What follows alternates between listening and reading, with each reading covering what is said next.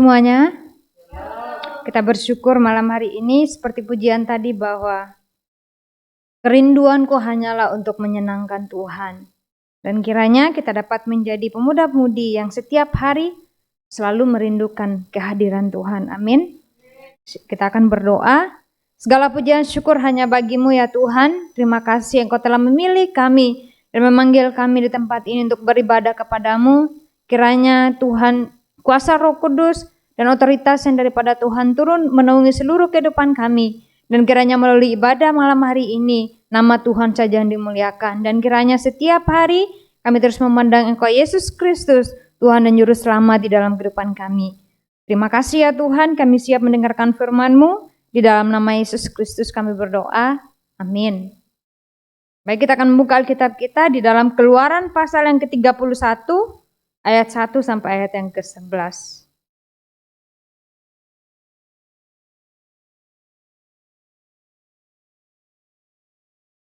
Keluaran pasal yang ke-31 ayat 1 sampai ayat yang ke-11.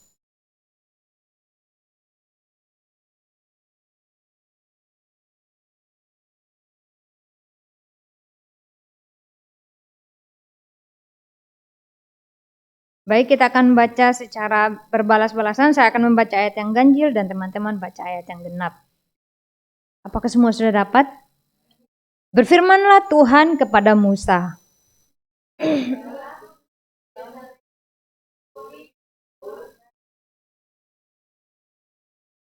Dan telah kupenuhi dia dengan roh Allah, dengan keahlian dan pengertian dan pengetahuan dalam segala macam pekerjaan.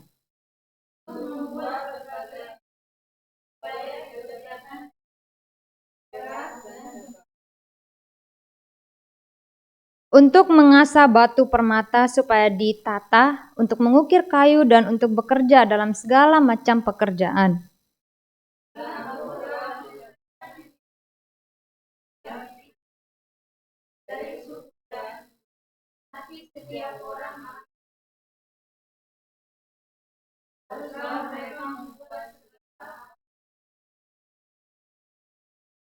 Kemah pertemuan, tabut untuk hukum, tutup pendamaian yang terletak di atasnya, dan segala perabotan kemah itu.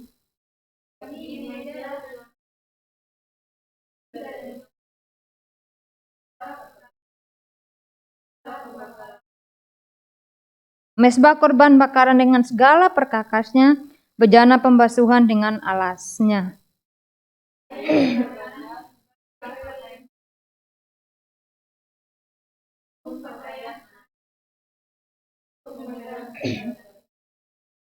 Minyak urapan dan ukupan dari wangi-wangian untuk tempat kudus, tepat seperti yang telah kuperintahkan kepadamu, haruslah mereka membuat semuanya.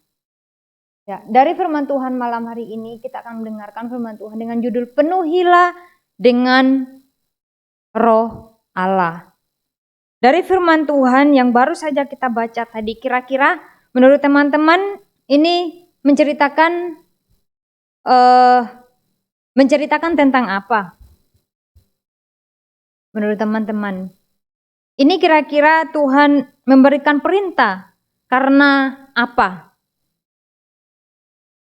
Pembangunan bait suci Allah. Dan di sini Tuhan telah memilih orang-orang yang dikehendaki, orang-orang yang dipenuhi dengan roh Allah untuk memakai mereka. Tuhan memanggil mereka agar mereka mengerjakan pekerjaan yang Tuhan berikan, mengerjakan karyanya Tuhan. Dan dari firman Tuhan hari ini dengan judul dipenuhi dengan roh Allah. Mengapa kita perlu dipenuhi dengan roh Allah? Kira-kira kenapa kita harus setiap hari juga kita selalu berdoa, meminta tuntunan Roh Kudus, meminta kepenuhan Roh Kudus. Kira-kira untuk apa kita meminta Roh Kudus di dalam hidup kita? Untuk apa kita harus dipenuhi dengan roh Allah? Kalau kita lihat bahwa dalam kehidupan kita seringkali kita mengandalkan kemampuan diri kita sendiri, mengandalkan kekuatan kita sendiri, mengandalkan kecerdasan kita, mengandalkan kepintaran kita demi mencapai sebuah atau suatu tujuan yang kita mau gapai.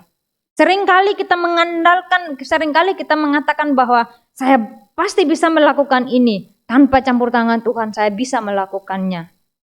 Namun di sisi lain, Tuhan memerlukan orang yang memiliki keterampilan, kemampuan, orang-orang yang dipenuhi dengan Roh Allah untuk melakukan segala sesuatu. Untuk siapa? Untuk Tuhan. Hanya dengan kita dipenuhi dengan Roh Kudus, kita mampu melayani di depan. Hanya dengan dipenuhi dengan Roh Kudus, kita mampu memenuhi panggilan yang Tuhan berikan. Hanya dengan kita dipenuhi dengan Roh Kudus, kita mampu berdiri hari-hari hidup kita di dalam perjalanan hidup kita bersama dengan Tuhan. Tanpa kekuatan yang daripada Tuhan, tanpa kepenuhan daripada Roh Kudus, kita tidak mampu melakukan hal apapun. Sekalipun kita merasa mampu, sekalipun kita merasa bisa, tidak akan bisa. Ya mungkin banyak orang yang mungkin mengandalkan, termasuk kita sendiri. Saya sendiri, kita sendiri. Mungkin ada saat di mana kita lupa meminta pertolongan daripada Tuhan. Ada saat di mana kita lupa berdoa kepada Tuhan. Dan mengandalkan saya bisa, saya mampu melakukan hal apapun demi mengejar tujuan saya. Namun yang kita lupa bahwa semua yang kita lakukan, semua hal yang kita miliki, semua itu karena Tuhan itu sendiri yang menopang hidup saya dan saudara. Dan kita lihat bagaimana Tuhan Allah mengangkat seorang imam yang Tuhan pakai untuk Tuhan pilih, Tuhan panggil, Tuhan khususkan hanya untuk bekerja, untuk melakukan pekerjaan Tuhan. Dan kita lihat bagaimana jabatan seorang imam merupakan perantara antara Allah dan umatnya. Kalau saat itu bangsa Israel tidak langsung berbicara kepada Tuhan karena pasti akan mati ketika berbicara langsung dengan Tuhan. Untuk itulah Tuhan memilih seorang imam, seorang perantara antara umat Allah dan Allah yang masuk di ruang Maha Kudus, berbicara dengan Allah di situ dan menyampaikan semua firman Tuhan kepada bangsa Israel. Dalam Keluaran pasal yang ke-28 ayat 2 dan 3, Tuhan Allah berfirman, "Haruslah engkau membuat pakaian kudus bagi Harun abangmu sebagai perhiasan kemuliaan. Haruslah engkau mengatakan kepada semua orang yang ahli, yang telah kupenuhi dengan roh keahlian, membuat pakaian Harun untuk menguduskan dia, supaya dipegangnya jabatan imam bagiku." Di situ Tuhan mengatakan bahwa harus membuat pakaian kudus bagi Harun. Karena Harun adalah seorang yang diangkat Tuhan untuk menjadi imam. Dan beberapa bulan yang lalu kita sudah pelajari semua makna dari semua pakaian kudus daripada seorang imam. Dan kita tahu bahwa seorang imamlah yang masuk ke ruang Maha Kudus, berbicara dengan Allah, dan firman yang disampaikan Tuhan itulah yang diberitakan kepada bangsa Israel. Itulah mengapa penting seorang imam.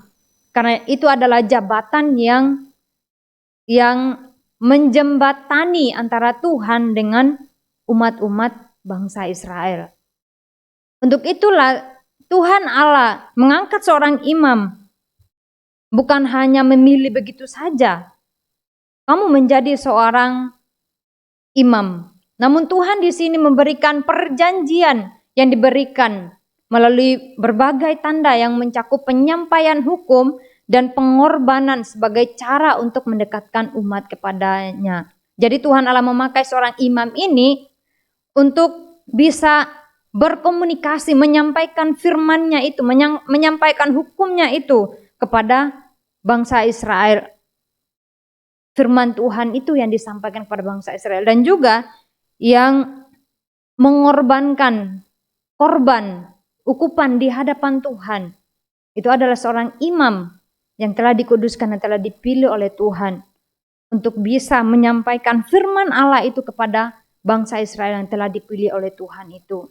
Dan seorang imam juga adalah seorang yang dipilih oleh Tuhan untuk menyampaikan firman itu kepada bangsa Israel, juga menyampaikan semua hukum yang Tuhan telah berikan kepada seorang imam untuk disampaikan kepada bangsa Israel pada waktu itu.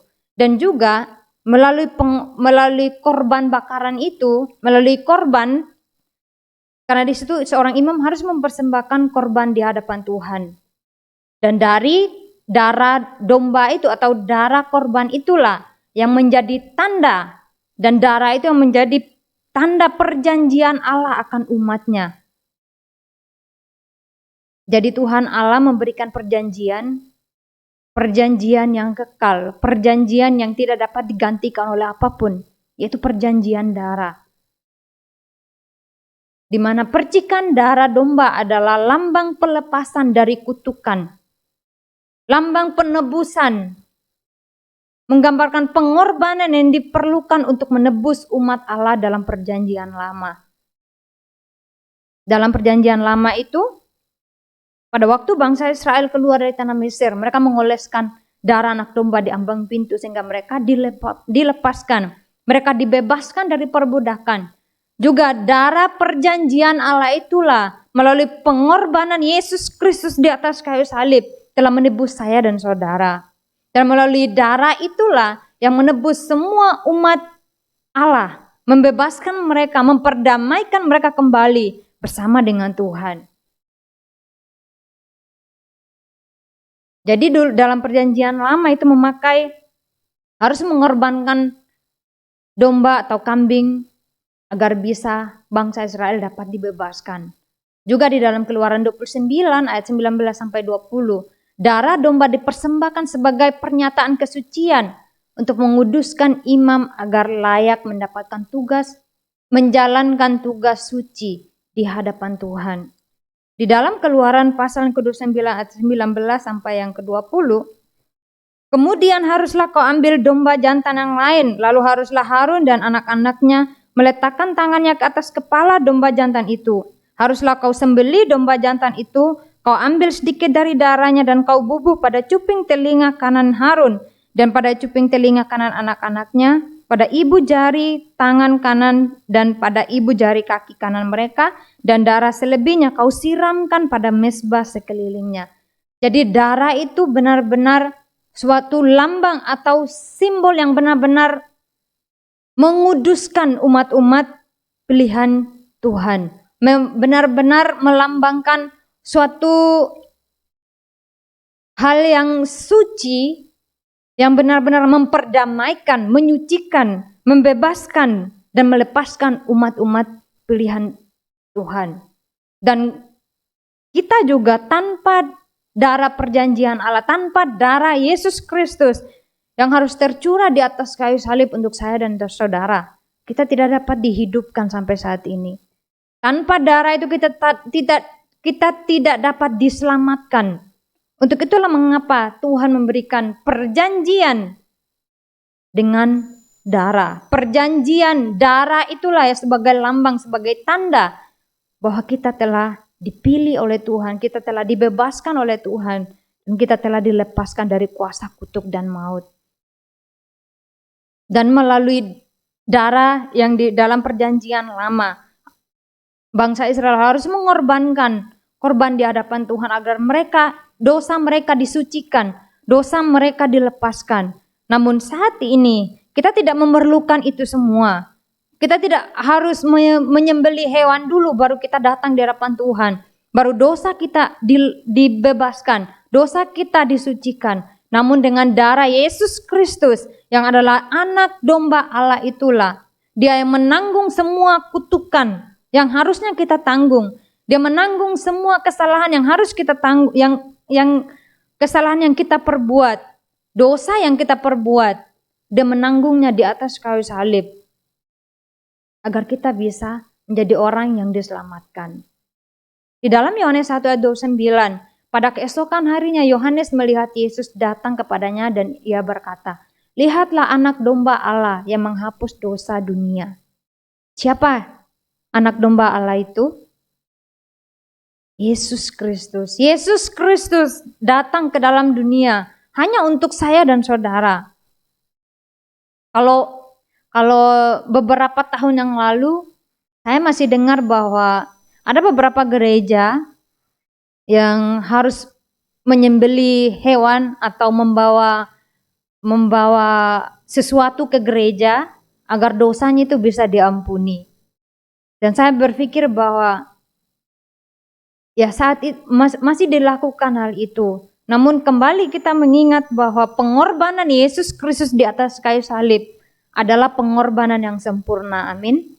Pengorbanan Yesus Kristus di atas kayu salib adalah pengorbanan yang memurnikan hati kita, memperbaharui hidup kita, sehingga kita bisa layak di hadapan Tuhan. Yesus Kristus, kematian Yesus Kristus di atas kayu salib, darahnya itulah yang melayakkan kita datang beribadah hari ini. Darahnya itulah yang melayakkan kita datang di hadapan Tuhan. Dan melalui darah Yesus Kristus itulah, melalui pengorbanannya, Yesus memberikan janji keselamatan yang abadi, yang kekal, mengubah hidup saya dan saudara, menguatkan iman kita, sehingga hari-hari hidup kita dapat berdiri di atas dasar iman yang benar, yang kokoh kuat, hanya di dalam Yesus Kristus. Dan bagi pemuda-pemudi mungkin saat ini, bukan mungkin lagi, tapi memang banyak sekali pemuda-pemudi yang meninggalkan gereja, yang tidak mengingat beribadah. Mereka yang dulunya melayani di gereja, namun seiring berjalannya waktu, oleh karena pekerjaan, studi, dan berbagai macam meninggalkan Tuhan, tidak mengingat pengorbanan Yesus Kristus itu di atas kayu salib, telah melupakan semua kebaikan Tuhan, telah melupakan Tuhan, siapa Tuhan itu di dalam diri mereka. Dan saya harap kita bukan orang seperti itu. Amin. Saya harap kita sebagai pemuda-pemudi yang berada di tempat ini tetap setiap hari selalu memandang dan selalu mengingat karya penebusan Yesus Kristus di atas kayu salib adalah pengorbanan yang sempurna untuk saya dan saudara. Bukanlah kita mengorbankan hewan dulu, mengorbankan binatang dulu. Namun Yesus Kristus melalui dirinya sendiri telah membebaskan saya dan saudara. Telah menyucikan saya dan saudara sehingga kita bisa layak datang di hadapan Tuhan. Seperti di dalam Keluaran pasal yang ke-31 tadi yang kita baca bahwa Tuhan Allah memilih Bezaleel dan Aholiab. Mereka dipenuhi dengan roh Allah di dalam ayat yang ketiga, dan telah kupenuhi dia dengan roh Allah dengan keahlian dan pengertian dan pengetahuan dalam segala macam pekerjaan. Telah dipenuhi dengan roh Allah. Tuhan memanggil mereka. Tuhan memakai mereka untuk melaksanakan pekerjaan Allah. Menunjukkan bahwa setiap orang memiliki Tuhan Allah memilih setiap orang dengan tujuan masing-masing. Tuhan memilih saya dan saudara. Tuhan mau memakai saya dan saudara sebagai bejana yang Tuhan siapkan untuk melakukan pekerjaan Tuhan. Amin.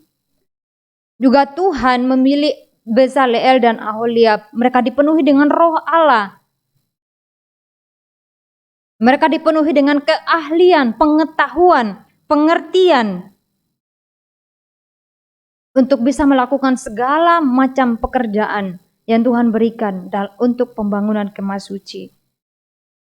Demikian juga bahwa Tuhan memperlengkapi saya dan saudara. Ketika Tuhan memanggil, ketika Tuhan mau memakai kita, Tuhan sendiri yang memperlengkapi kita. Amin. Tuhan sendiri yang memperlengkapi kita dengan keahlian, pengetahuan, pengertian, kepintaran, kecerdasan, hikmat.